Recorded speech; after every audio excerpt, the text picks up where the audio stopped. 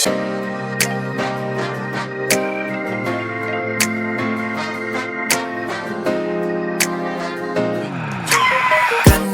hell no to kaloipa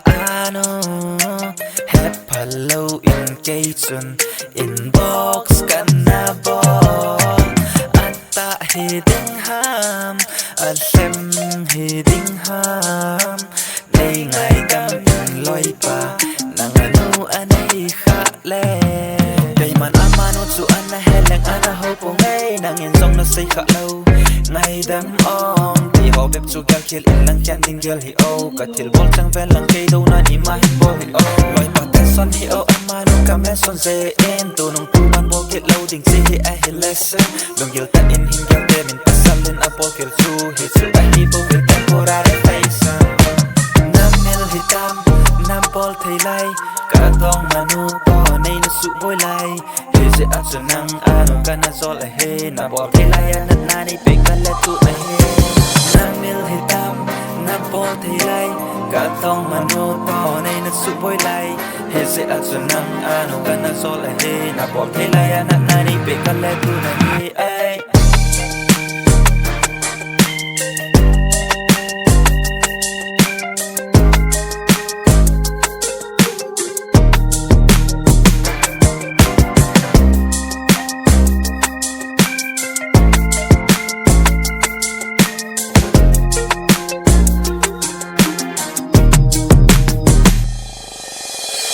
dongma ai ka he nai he palo bang ka thu nang na bolai ha dan ka sei tho le na he them lo hong nom kin ai na dong manu song na loi ka hi lam zong a het pha lo ham yang ai pe ding mong ka zol zong hi lo dong ma nei na sa hong nom kin si thei o nam nil hi tam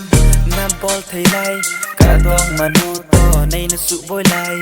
is it at nang ano kana zol he na bol thei lai na ni pe ka le tu he nam mil hi tam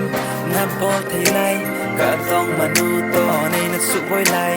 is it at nang ano kana zol he na bol thei lai na ni pe ka le tu he ai